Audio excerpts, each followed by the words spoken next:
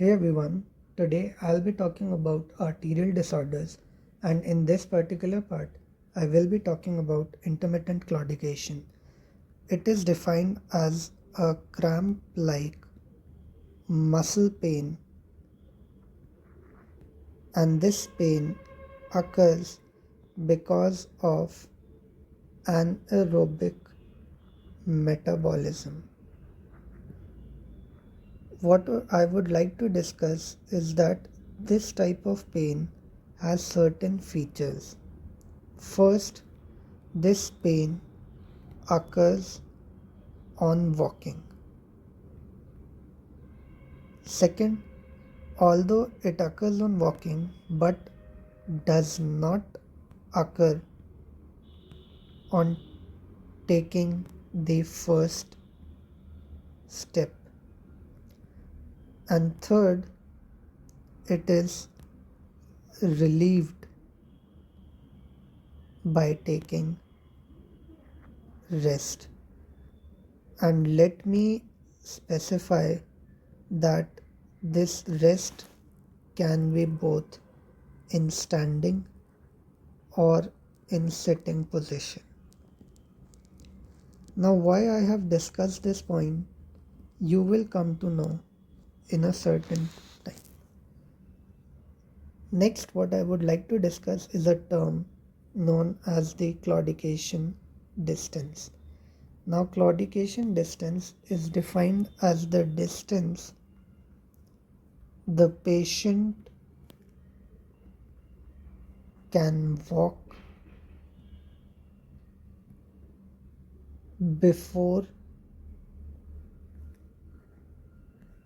taking rest, or in other words, we can say before the pain starts. And this claudication distance varies from patient to patient.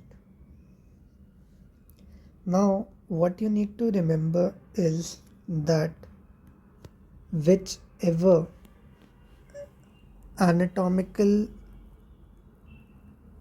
level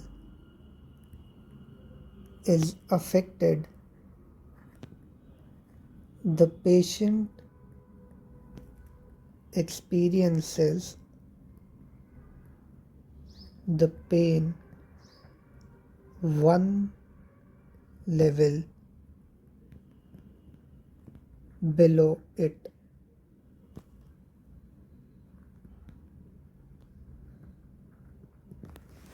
And let me clarify one thing, that 70% of the cases patient have calf muscle pain, and that means that the superficial femoral artery is affected.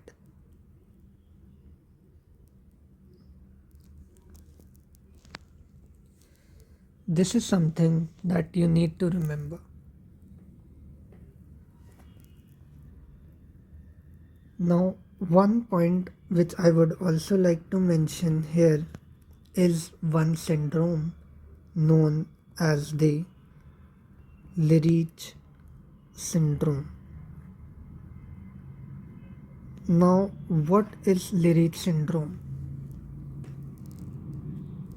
Lirich syndrome includes buttock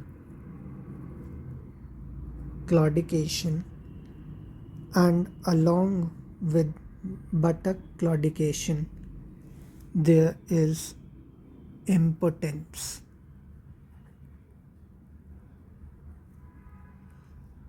Although this syndrome is very rare, but this type of syndrome happens. Now, next, what I would like to talk about is one important thing, and that is differential diagnosis of intermittent claudication. Now, as I have discussed before, the features, first one was that it occurs on walking. Second one was it does not occur on first step. So, one differential diagnosis becomes osteoarthritis, because here also the pain occurs on walking, but it starts with the first step itself. Second, what becomes is the nerve compression which occurs in prolapsed intervertebral disc of the lumbar region, and this becomes differential because, as I have mentioned, that intermittent claudication is relieved by taking rest, both in standing and sitting position, while in nerve compression the pain is relieved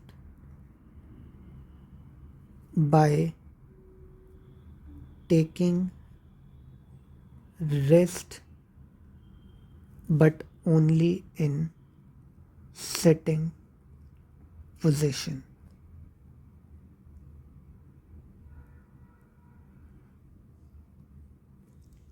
So this was all about intermittent claudication. Here is the overview of intermittent claudication. If you think this video was helpful, do like this video, share this video, and subscribe to my channel. In the subsequent parts, I will be discussing about the other arterial disorders. Thank you.